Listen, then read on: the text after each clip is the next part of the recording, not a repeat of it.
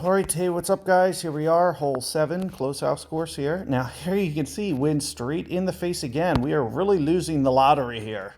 I mean, it's just straight in the face every single hole. So let's just see what we can do. We're going to try to thread this a little bit. So you'll want to factor in wind effect and everything. So you'll see that I'm aiming maybe over to the right a little bit more considerably.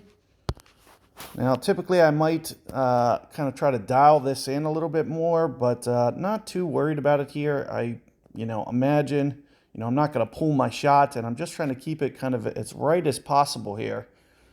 Because especially with the wind straight in the face, we want to make, man, back to back straight in the face. So let's, and as you can see, this really changes the dynamic of this hole. This is one of those things that you want to learn, because you'll see with the ball that I'm using, maybe next time, to keep ourselves in range and to give us a little bit more holeable shot, we might play this a little bit differently, just in case that second wind is as bad as you see it is.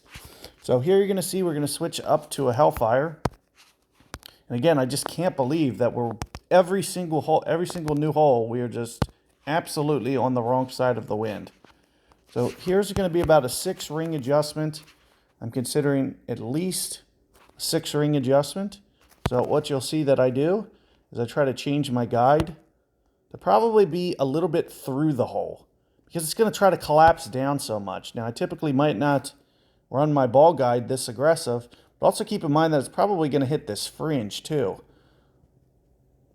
So I'm thinking some kind of spin like this to kind of counter this wind effect, stay away from the fringe if at all possible, which I'm not sure if I'm going to be able to, but that's what my goal is going to be. So you can see that I'm just kind of shooting this through the hole a little bit, because I think up here at max, it's really going to change my guide. And if this is a really uphill approach, it's really going to kind of bounce funny too. Now, I don't know how uphill this is going to play. It looks considerably uphill though.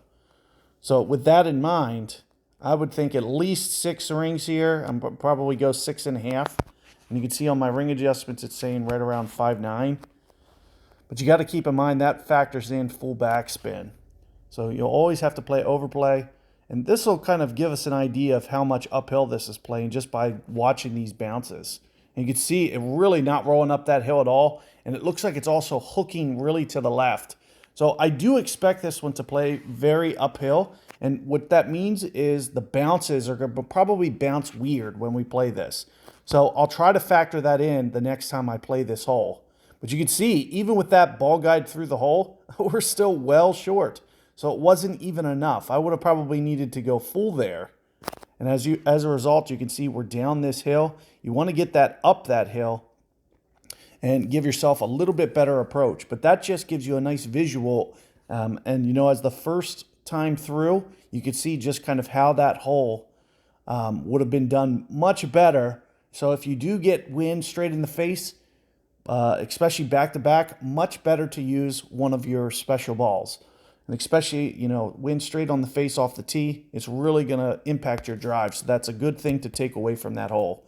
So keep that in mind. Good luck. I'll see you guys on the next one.